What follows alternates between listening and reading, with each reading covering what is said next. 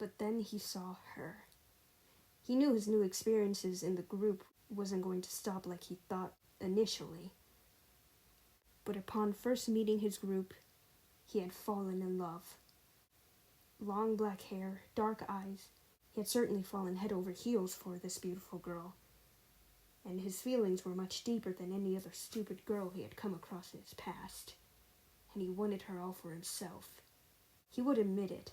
He was sorely lacking when it came to approaching girls. But he tried to approach her as friendly as he could, and when that didn't work, he knew he had to change up tactics. So, upon researching and asking questions from some other users of this forum on the internet, and then after a few meetings he had with his new underlings, he decided to follow their advice on the night of one of his group's bonfires. He had taken her aside after the party and affirmed to himself then and there that he was going to get what he wanted. He had went home after he was done, and she ran off into the forest emotionally. He had logged back onto his forum and was reminded of his position upon being questioned by his employer about if there are any loose ends not holding up their end of the responsibilities. Not feeling up to dealing with business after the night he had, he decidedly left it up to one of his most faithful followers to pick up the pieces. He'd gone to bed exhausted that night and didn't get out until well into the next night. And the only reason he did so was because he had gotten a text message from the very loose end he needed dealt with. She had an important question to ask regarding their all-powerful savior Zarina or whatever. The only response he gave to that was to send her the link to the Zarina Wikipedia page. But that wasn't what she was looking for, and he decided it was in his best interest to play up his role as the almighty leader mouthpiece, lest his employer were to hear about his malpractice. However, when he had met up with her, he was blindsided and attacked by the very group he was put in position and power over.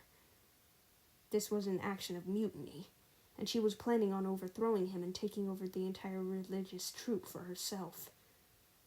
He was dragged off of his feet and towards one of the large trees in the forest. It wasn't anywhere near the meeting place, which was to her precise planning, and he was terrified at the sudden rope being looped around his neck and tightened around his throat. He has a split second to dread the situation and wonder what the fuck happened to cause this treachery, but then the group violently tug on the rope and hoist him up by his neck in the air. As he's choking, he's kicking up in an attempt of getting himself free, unaware that he was just making things worse.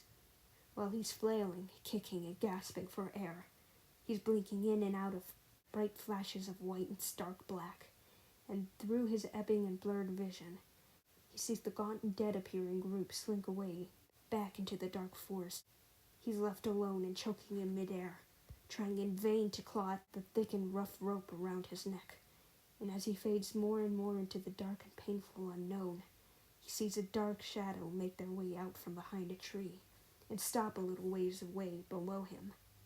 He choked as he peered down, still gasping for air from the rope chafing harshly against his bloodied and roughed-up neck. And the last thing he saw in clarity were the wide, dark eyes peering up at him. And then he finally went limp into silent darkness.